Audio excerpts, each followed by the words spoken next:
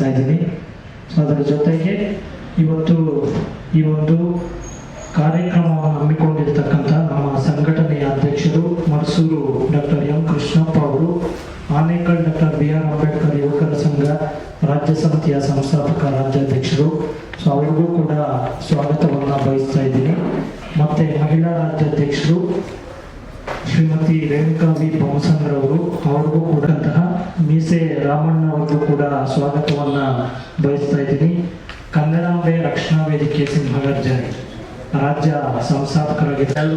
ಮಾಧ್ಯಮ ಬಂದಿರ್ತಕ್ಕಂಥ ಎಲ್ಲ ಮಾಧ್ಯಮ ಮಿತ್ರರೇ, ಏನಿವತ್ತು ಈ ಬೆಂಗಳೂರು ಪ್ರೆಸ್ ಮೀಟಿಂಗ್ ಬಂದಂಥ ಎಲ್ಲ ನನ್ನ ಸಂಘಟನೆಯ ಪದಾಧಿಕಾರಿಗಳೇ, ಏನಿವತ್ತು ಪ್ರೆಸ್ ಮೀಟ್ ಅಂದರೆ ಭಾರತ ರತ್ನ ಸಂವಿಧಾನ ಶಿಲ್ಪಿ ಮಹಾಮೇಧಾವಿ ಮಹಾಜ್ಞಾನಿ ವಿಶ್ವಜ್ಞಾನಿ ಅಂಬೇಡ್ಕರ್ ಅವರು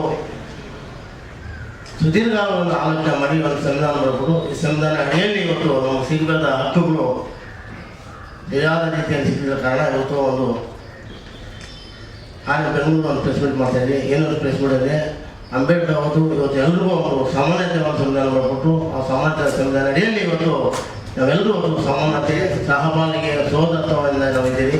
ಅದೇ ರೀತಿ ಇವತ್ತು ನಾವು ಏನು ಹೆಣ್ಮಕ್ಳಿಗೆ ಏನು ಒಂದು ಸ್ಥಾನಮಾನ ಕೊಡಬೇಕು, ಪುರುಷರಿಗೂ ಯಾವ ಸ್ಥಾನಮಾನ ಇದೆ ಅದೇ ರೀತಿ ಮಹಿಳೆಯರು ನಾವು ಸ್ಥಾನಮಾನ ಕೊಡಬೇಕು. ಮಹಿಳೆಯರಿಗೂ ಸ್ವತಂತ್ರ ಬದುಕಲು ನಾವು ಅವಕಾಶ ಮಾಡಬೇಕು. ಅವು ಇವತ್ತು ಆಸ್ತಿ ಹಕ್ಕು, ಸ್ವತಂತ್ರದ ಹಕ್ಕು, ಸಹಬಾಳ್ವೆಯಿಂದ ಒಂದು ಬದುಕನ್ನು ಒಂದು ನಾವು ಕೈ ಜೋಡಿಸ್ಬೇಕು. ಹೆಣ್ಣಿಗೂ ನಾವು ಬೆಲೆ ಕೊಡಬೇಕು, ಹೆಣ್ಣಿಗೆ ಒಂದು ಮಾನ್ಯತೆ ಕೊಡಬೇಕು.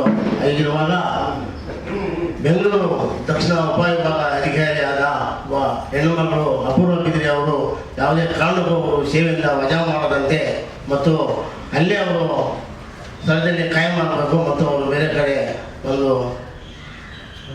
ವರ್ಗಾವಣೆ ಮಾಡಬಹುದೆಂದು ಒಂದು ಭಾರಿ ಬೃಹತ್ ಮಟ್ಟದಲ್ಲಿ ನಾವು ಇವತ್ತು ಫ್ರೀಡಂ ಪಾರ್ಕಲ್ಲಿ ಆನೇಕಲ್ ಡಾಕ್ಟರ್ BR ಅಂಬೇಡ್ಕರ್ ಸಂಘ ವತಿಯಿಂದ ಒಂದು ಪ್ರತಿಭಟನೆ ಕಾರ್ಯಕ್ರಮದಲ್ಲಿ ದಿನಾಂಕ 14/7/2025 ಸೋಮವಾರದಂದು ಭಾರಿ ಮಟ್ಟದಲ್ಲಿ ಒಂದು ಬೃಹತ್ ಪ್ರತಿಭಟನೆ ಮಾಡ್ತಾರೆ. ಏನು ಪ್ರತಿಭಟನೆ ಅಂದರೆ ಈ ಬೆಂಗಳೂರು AC ಅಧಿಕಾರಿಯಾದ ಅಪೂರ್ವ ಬಿದಿರಿ ಪರವಾಗಿ ಅವರು ಬೇರೆ ಕಡೆ ಅವರು ವರ್ಗಾವಣೆ ಆಗಬಾರ್ದು ಮತ್ತು ಅವರು ನಮ್ಮ ಸೇವೆಯಿಂದ ಸಸ್ಪೆಂಡ್ ಮಾಡಬಾರ್ದು, ವಿರುದ್ಧ ಅವರ ಪರವಾಗಿ ನಾವು ಒಂದು ರಾಜ್ಯ ಮಟ್ಟದ ಮತ್ತು ರಾಜ್ಯ ಸರ್ಕಾರಕ್ಕೆ ಮತ್ತು ಕಂದಾಯ ಸಚಿವರು ಕೃಷ್ಣಪ್ಪಗೆ ಒಂದು ಎಚ್ಚರಿಕೆ ಕೊಡೋದ್ರ ಮೂಲಕ ನಾವು ಒಂದು ಭಾರಿ ಬೃಹತ್ ಮಟ್ಟದಲ್ಲಿ ಪ್ರತಿಭಟನೆ ಮಾಡ್ತಾ ಇದ್ವಿ. ಈ ಪ್ರತಿಭಟನೆಗೆ ಎಲ್ಲ ನಮ್ಮ ಮಾಧ್ಯಮ ಮಿತ್ರರು, ಎಲ್ಲ ರೈತಪರ ಸಂಘಟನೆಗಳು, ಎಲ್ಲ ಪ್ರಗತಿಪರ ಚಿಂತಕರು ಈ ಪ್ರತಿಭಟನೆಗೆ ಭಾಗವಹಿಸಿ ಈ ಪ್ರತಿಭಟನೆಯನ್ನು ಯಶಸ್ವಿ ಮಾಡಿಕೊಡ್ಬೇಕೆಂದು ನಮ್ಮ ಸಂಘಟನೆಯಿಂದ ನಾವು ಮನವಿ ಮಾಡ್ಕೊಳ್ತಾ ಇದ್ದೀವಿ. ಜೈ ಭೀಮ್.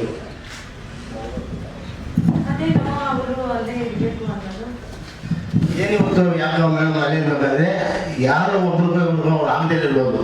ನಮ್ಮ ಸಂಘಟನೆ ನಾವು ಕೇಳ್ಕೊಂಡಾಗ ನಮ್ದು ಯಾವುದೋ ಒಂದು ಕಿಂಚಿತ್ತು ₹1 ಕಾಸು ಭಿಕ್ಷೆ ಇರ್ತದೆ, ನಮ್ಮಲ್ಲಿ ₹1 ಬೇಡಿಕೆ ಇಟ್ಟಿದೆ. ನಮ್ಮ ಕೆಲಸಗಾರ ಅನೇಕ ಒಂದು ಸುಮಾರು ಒಂದು ಕೆಲಸ ಮಾಡಿಕೊಟ್ಟೆ ಅಂಥ ವ್ಯಕ್ತಿ ಇರಬೇಕು. ಯಾರೋ ಒಬ್ರು ಕೆಲಸ ಮಾಡಿಕೊಡಿಲ್ಲ, ಏನೋ ಒಂದು ದುಡ್ಡು ಕಾಸು ಬೇಡಿಕೆ ಸುಳ್ಳು ಆರೋಪಗಳ ಅಡಿಯಲ್ಲಿ ಯಾವ ಪ್ರಗತಿಪರ ಸಂಘಟನೆಗಳು, ಕೆಲವು ಕಿಡಿಗೇಡಿಗಳು ಅವು ವಿರುದ್ಧವಾಗಿ ಅಲ್ಲ ಇನ್ನೊಂದು ಆರೋಪಗಳ ಅಡಿಯಲ್ಲಿ ಸಿಲುಕಿ ಕೆಲವು ಸರ್ಕಾರಿಗೆ ಮನೆಗಳು ಕೊಡೋದು ಅದು ಸತ್ಯಕ್ಕಿರುವ ವಿಚಾರ. ನಮ್ಗೆ ಅವ್ರು ಒಳ್ಳೇದು ಮಾಡಿದ್ರೆ ನಾವು ಈ ಸಂಘಟನೆ ಇರೋದ್ರಿಂದ ನಾವು ಒಳ್ಳೆಯ ಕೆಲಸ ಮಾಡಿ ಕೆಟ್ಟ ಕೆಲಸ ನಮ್ಮ ಸಂಘಟನೆ ಪ್ರತಿನಿತ್ಯ ಪ್ರತಿದಿನ ದೌರ್ಜನ್ಯ ದಬ್ಬಾಳಿಕೆ ಅತ್ಯಾಚಾರ ನಿರಂತರವಾಗಿ ನಮ್ಮ ಸಂಘಟನೆ ಹೋರಾಟ ಮಾಡಿ. ಅವರು ನಿಮ್ಮ ಸಮುದಾಯಕ್ಕೆ ಸೇರಿದವರ? ನಮ್ಮ ಸಮುದಾಯ ಈಗ ವರ್ಗಾವಣೆ ಮಾಡ್ತಿದ್ದಾರೆ, ಮಾಡಬಾರ್ದು ಅಂತ ನೀವು ಬಂದಿದ್ದಾರೆ. IAS ಆಫೀಸರ್ಗೆ ಹೊಡೆಯಕ್ಕೆ ಹೋದ್ರು, ಓಡಿಸಿದ್ರು, ಇದೆಲ್ಲ ಮಾಡಿದ್ರು ನಿಮ್ಮ ಸಮುದಾಯದವರು. ಹಾಗೇನು ಮಾಡಿಲ್ಲ ನೀವು, ಇದೆಲ್ಲ ಈ ಥರ ಏನು ಪ್ರೊಟೆಸ್ಟ್ ಮಾಡಿಲ್ಲ, ಎಂಥದ್ದು ಮಾಡಿಲ್ಲ. ಈಗ ನೀವು ಅವ್ರ ಪರ ಬಂದಿದ್ದೀರಾ ಅಂದರೆ ಅದಕ್ಕೆ ಕಾರಣ ಏನು? ಅಂಬೇಡ್ಕರ್ ಅವರು ಸಂವಿಧಾನದಲ್ಲಿ ಒಂದು ಜಾತಿ, ಒಂದು ಧರ್ಮ, ಒಂದು ವರ್ಗ ಸಂವಿಧಾನ ಎಲ್ಲ ಜಾತಿ ವರ್ಗದ ಸಮುದಾಯ ಜನರಿಗೆ ಅವರ ಕಾನೂನು ಕೊಟ್ಟರು. ಸರ್ ನಿಮ್ಮವ್ರಿಗೆ ಆದಾಗ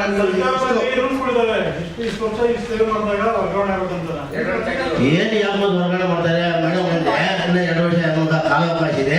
ಇವತ್ತು ಸರ್ಕಾರದ ಕೃಷ್ಣ ಕಂದಾಯ ಮಿನಿಸ್ಟರ್ ಅಯ್ಯಮ್ಮನ ದುಡ್ಡು ಕೊಟ್ಟಿಲ್ಲ, ಅಯ್ಯಮ್ಮನು ಯಾವಾಗ ಹಣ ಕೊಡಿಲ್ಲ, ಬೆಳಿಗ್ಗೆ ಬಯಸದ ಅವ್ರಿಗೇನೋ ಒಂದು ರೂಪುರೇಷೆ ಮಾಡಿ ಅವ್ರ ಬೆಳಿಗ್ಗೆ ಹೌದು ನೀವು ವರ್ಗಾವಣೆ ಮಾಡ್ತೀನಿ, ನಿಮ್ಗೆ ಸಸ್ಪೆಂಡ್ ಮಾಡ್ತೀನಿ ಅಂದ್ಬಿಟ್ಟು ಅವ್ರ ಬೆಳಿಗ್ಗೆ ಮುಖಾಂತರ ಮಾಡ್ತಾ ಇದ್ದಾರೆ. ಯಾವ ದುಡ್ಡು ಕೊಟ್ಟಿಲ್ಲ ಇದೆಲ್ಲ ಸೃಷ್ಟಿ ಆಗ್ತಾ ಇದೆ, ಇದು ನಾವು ಕೇಳಿಸ್ತಾ ಇದ್ದೀವಿ.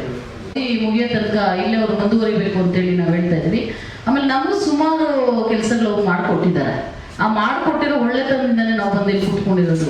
ಯಾವುದೇ ಒಬ್ರು ಹೇಳಿದ್ರು, ಆಮೇಲೆ ಅವರವಾಗಿ ನಮ್ಗೆ ಕಾಲ್ ಮಾಡಿ ನಮ್ಗೆ ಈ ಥರ ಅದು ಹೇಳಿಲ್ಲ. ನಾವೆಲ್ಲ ಮಾಧ್ಯಮಗಳಲ್ಲಿ ತಿಳ್ಕೊಂಡಿದ್ದೀವಿ, ಮಾಧ್ಯಮದಲ್ಲಿ ತಿಳ್ಕೊಂಡು ನಾವು ಇಲ್ಲಿವರೆಗೂ ನಮ್ಗೆ ಒಳ್ಳೇದು ಮಾಡಿರೋದ್ರಿಂದ ಅವ್ರು ಇಲ್ಲೇ ಉಳ್ಕೋಬೇಕು ಅಂತ ಹೇಳಿನೇ ನಾವು ಇಲ್ಲಿ ಬಂದೆ. ಯಾಕಂದ್ರೆ ಅವರು ಅಧಿಕಾರಿ, ಒಂದು ಅಸಿಸ್ಟೆಂಟ್ ಕಮಿಷನರ್ ಅಂತೇಳಿ ಒಂದು ಹೆಣ್ಣಾಗಿ ಆ ಹೆಣ್ಣಿಗೆ ನಾವೇ ಅವ್ರಿಗೆ ಒಂದು ಸಾಥಾಗಿ ನಿಲ್ಬೇಕು ಅಂತೇಳಿ ನಾನೇ ಇದನ್ನ ಪ್ರೆಸ್ ಮೀಟ್ ಏರ್ಪಾಡು ಮಾಡಿದ್ದು.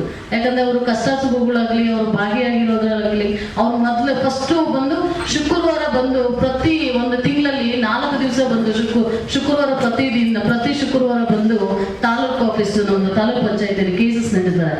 ಬಡವರು ಓಡಾಡೋಕ್ಕಾಗಲ್ಲ, ಮತ್ತೆ ಅಲ್ಲಿ ಸೌಕರ್ಯ ಅಲ್ಲಿದೆಯೋ ಇಲ್ಲೋ ಗೊತ್ತಿಲ್ಲ, ಆದ್ರೆ ಅವರು ವೀಕ್ಲಿ ಒಂದ್ಸರಿ ಬಂದು ಅವರು ಕೇಸಸ್ ನಡೆಸ್ತಾರೆ. ಹಾಗಾಗಿ ನಮಗೂ ಒಳ್ಳೆ ಕೆಲಸಗಳೆಲ್ಲ ಮಾಡ್ಕೊಟ್ಟಿದ್ದಾರೆ. ಹಾಗಾಗಿ ಇಲ್ಲೇ ಅವ್ರು ಮುಂದುವರಿಬೇಕು, ಅವ್ರ ಸೇವೆಯಿಂದ ವಜಾಗೊಳಿಸಬಾರ್ದು, ಅವ್ರು ಅಲ್ಲೇ ಕಾಯ ಮಾಡ್ಬೇಕಂತ ನಾವು ಹೇಳ್ತಾ ಇದ್ದೀವಿ. ಸರ್, ವರ್ಗಾವಣೆ ಮಾಡ್ಬೇಕು ಅಂತೇಳಿ ಅನೌನ್ಸ್ ಬರ್ತಾ ಇದೆ ಹೊರತು ಎಲ್ಲೂ ವರ್ಗಾವಣೆ ಮಾಡ್ತಾ ಇದ್ದಾರೆ ಅಂತ ಗೊತ್ತಿಲ್ಲ. ಇಲ್ಲ ಸರ್, ಅಲ್ಲೇ ಇದ್ದಾರೆ, ಇನ್ನೂ ಆಗಿಲ್ಲ ಸರ್. ಅವ್ರು ಏನ್ ವಜಾ ಮಾಡ್ತಿದ್ದಾರೆ ಅಂತ ಕಾರಣ ಇನ್ನು ನಮ್ಗೆ ತಿಳಿದು ಬಂದಿಲ್ಲ.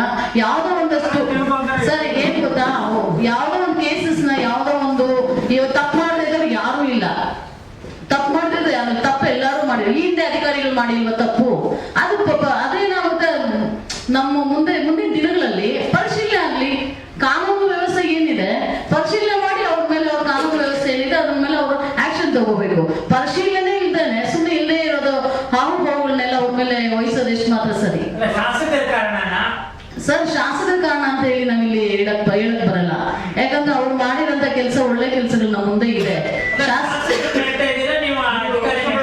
ಅಧಿಕಾರಿಗಳ ಮೇಲೇನೆ ನಮ್ಮ ಒಂದು ಓಡಾಟ ಸರ್, ಶಾಸಕರ ಮೇಲೆ. ಶಾಸಕರ ಬಗ್ಗೆ ನಿಮ್ಗೆ ಏನಿದೆ? ಯಾಕಂದ್ರೆ ಅವ್ರ ಪ್ರಭಾವ ಇಲ್ಲ ಸರ್, ಶಾಸಕರನ್ನ ನಾವಿಲ್ಲಿ ಮುಂದೆ ತಗೊಳ್ಳಲ್ಲ. ನಾವು ನಮ್ದೇನಿದ್ರು ಅಧಿಕಾರಿಗಳ ಮೇಲೆ, ಯಾರು ನಮ್ಮ ಕೃಷ್ಣ ಬೈರೇಗೌಡರು ಯಾರೋ ಮಾಡದೇ ಇರೋಂಥ ಜಾಗದಲ್ಲಿ ಇಷ್ಟು ವರ್ಷದಲ್ಲೂ ಯಾವ ಅಧಿಕಾರಿಗಳು ಹೋಗಿ ಅಲ್ಲಿ ಹೋಗಿ ಏನಾಗಿದೆ ಅಂತ ನೋಡ್ತಾ ಇದ್ರು, ಆ ಟೈಮ್ ಯಾಕೆ ಹೋಗಿದ್ದಾರೆ? ಯಾವುದೋ ಪ್ರಭಾವಗಳೆಲ್ಲ ನಿಮಗೂ ಗೊತ್ತಾಗುತ್ತೆ, ಮಾಧ್ಯಮದಲ್ಲಿ ಗೊತ್ತಾಗದಿರೋದು ಏನಿಲ್ಲ. ಹಾಗಾಗಿ ಇಲ್ಲಿ ಅವರು ಇಲ್ಲೇ ಉಳ್ಕೋಬೇಕು, ಉಳ್ಕೊಂಡಿಲ್ಲ ಅಂತ ಪಕ್ಷಕ್ಕೆ ನಾವು ಹೋರಾಟ ಮಾಡ್ತೀವಿ. ಅವ್ರು ಇಲ್ಲೇ ಉಳ್ಕೋಬೇಕು ಅಂತ ಅಪರೂಪದ ಅಸಿಸ್ಟೆಂಟ್ ಕಮಿಷನರ್ ಅವ್ರು ಇಲ್ಲೇ ಇರಬೇಕು, ವಿಚಾರವಂತರವರು. ಆಮೇಲೆ ಹೆಣ್ಣಾಗಿ ಒಂದು ಅಸಿಸ್ಟೆಂಟ್ ಕಮಿಷನರ್ ಆಗಿ ಅಷ್ಟು ಈಸಿಯಾಗಿ ಬರಲ್ಲ. ಅವ್ರ ಪೂರ್ವಿಕದಿಂದನೇ ಅವ್ರು ಎಜುಕೇಟೆಡ್ ಆಗಿದ್ದಾರೆ, ಅವ್ರ ಹಿನ್ನೆಲೆನೇ ಎಜುಕೇಟೆಡ್ಸ್. ಅವ್ರು ತಪ್ಪು ಮಾಡಕ್ ಚಾನ್ಸ್ ಇಲ್ಲ, ತಪ್ಪು ಮಾಡಿರಲ್ಲ ಅಂತ ನಾವು ಈ ಮುಖಾಂತರ ಹೇಳ್ತಾ ಇದ್ದೀವಿ. ಒಳ್ಳೆಯವರಂತ ಒಂದು ಅರ್ಧ ಜನ, ಕೆಟ್ಟವರಂತ ಒಂದು ಅರ್ಧ ಜನ ಬಿಂಬಿಸೋದಂತ ಸರ್ವೇ ಸಾಮಾನ್ಯ ಆಗೋಗಿದ್ದಾವೆ. ಇವತ್ತು ಅಪೂರ್ವ ಬಿದ್ರಿಯವರು ಬೆಂಗಳೂರು ದಕ್ಷಿಣ ವಿಭಾಗಕ್ಕೆ ಬಂದು ಸುಮಾರು 1 ವರ್ಷ ಆಗ್ತಾ ಬಂದಿರಬೇಕು. ಹಾಗಾಗಿ ಕೆಲವೊಂದು ನಾವು ನೋಡಿದ ಹಾಗೆ ಅವರು ತಮ್ಮ ಒಂದು ಕೆಲಸನ ಸ್ವಲ್ಪ ಅಂದ್ರೆ ಒಂದು ಏನ್ ಹೇಳ್ತಾರೆ, ಅದು ಸ್ವಲ್ಪ ಸ್ಟ್ರಿಕ್ಟ್ ಆಗಿ ಮಾತಾಡ್ತಾರೆ. ಬಟ್ ಲೀಗಲಿ ಯಾವ ರೀತಿ ಇದೆಯೇ ಅದನ್ನೆಲ್ಲ ಪರಿಶೀಲನೆ ಮಾಡಿ ಕೆಲವೊಂದು ಕೆಲಸಗಳನ್ನ ಅವ್ರು ಮಾಡ್ಕೊಂಡು ಹೋಗ್ತಿದ್ದಾರೆ. ಅವರ ಒಂದು ಕೆಲಸದ ಬಗ್ಗೆ ನಾವು ಇಲ್ಲಿ ಮಾತಾಡೋದಕ್ಕಿಂತ ಹೆಚ್ಚಾಗಿ ಅವರ ಒಂದು ಹೆಣ್ಣು, ಒಂದು ನಮ್ಮ ಒಂದು ಭಾರತ ದೇಶದಲ್ಲಿ ಒಂದು ಹೆಣ್ಣಿಗೆ ಎಷ್ಟು ಇಂಪಾರ್ಟೆಂಟ್ ಇರುತ್ತೆ ಅಂತ ನಿಮಗೆ ಗೊತ್ತಿರುತ್ತೆ. ಇವತ್ತೊಂದು ಅಧಿಕಾರಿ ಒಂದು ಹೆಣ್ಣಾಗಿ ಅದು ಒಂದು ಉತ್ತಮ ಒಂದು ಕೆಲಸ ಕಾರ್ಯಗಳನ್ನ ಮಾಡ್ತಾ ಬರ್ತಿದ್ದಾರೆ. ಅವ್ರ ಮೇಲೆ ಕೆಲವು ಆಪಾದನೆಗಳು, ಆರೋಪಗಳು ಇವತ್ತು ನಾವು ಮಾಧ್ಯಮದ ಮುಖಾಂತರ ನೋಡ್ತಾ ಇದ್ದೀವಿ. ಈ ಆರೋಪಗಳು ಬಂದ ತಕ್ಷಣ ಅದು ಸಾಬೀತಾಗುತ್ತೆ ಅಂತಲ್ಲ, ಸಾಬೀತಾದ್ಮೇಲೆ ಅವರು ಆ ಒಂದು ಸ್ಥಾನಕ್ಕೆ ಒಂದು ಏನು ಸ್ಥಾನದಿಂದ ಅವರನ್ನ ವರ್ಗಾವಣೆ ಮಾಡೋದ ಅಥವಾ ಅಮಾನತು ಮಾಡೋದ, ಅದು ಆಮೇಲೆ ನಡೆಯುವಂತ ಕೆಲಸಗಳು. ಈಗ ಆರೋಪ ಬಂದಿದೆ ಅಂದ ತಕ್ಷಣಕ್ಕೆ ಅವರು ತುಂಬಾ ಅವ್ಯವಹಾರಗಳನ್ನ ಮಾಡಿ ಅವರನ್ನ ನಿರ್ದಾಕ್ಷಿಣ್ಯವಾಗಿ ಈ ತರ ಅಮಾನತು ಮಾಡಿ ಅಥವಾ ಪಟ್ಟಿಟ್ಕೊಂಡು ಕುಂತ್ಕೊಳ್ಳುವಂತಹ ಒಂದು ಕೆಲಸಗಳು ಇವತ್ತು ನಡೀತಿದ್ದಾವೆ. ಯಾವುದೇ ಆಗಲಿ ಆರೋಪಗಳು ಬಂದ ತಕ್ಷಣ ಅವ್ರ ಬಗ್ಗೆ ಕಾನೂನು ಕ್ರಮಗಳನ್ನ ಅವರು ಸರಿಯಾದ ರೀತಿಯಲ್ಲಿ ಅವರು ಕಾನೂನು ವಿರುದ್ಧವಾಗಿ ನಡ್ಕೊಂಡಿದ್ರೆ ಅವ್ರಿಗೆ ಕಾನೂನು ರೀತಿ ಏನಿದೆಯೋ ಅದು ಶಿಕ್ಷೆಗಳು ಅಥವಾ ಕ್ರಮಗಳು ನಡೀತವೆ. ಹಾಗಾಗಿ ಅವನ್ನ ನಾವು ಹೇಳೋದೇನಂದ್ರೆ, ಇವತ್ತು ಒಂದು ಬೆಂಗಳೂರು ಉಪವಿಭಾಗಾಧಿಕಾರಿಯಾಗಿ ಅವರು ಏನು ಕೆಲಸ ನಿರ್ವಹಿಸ್ತಾ ಇದ್ದಾರೆ, ಅವರ ಮೇಲೆ ಬಂದಿರುವಂತಹ ಆರೋಪಗಳೇನಿದೆ ಅದು ಸಾಬೀತಾಗೋವರು ಅವರು ಏನಂತಾರೆ ಅಪರಾಧಿ ನಮ್ಮ ಒಂದು ಇದ್ರ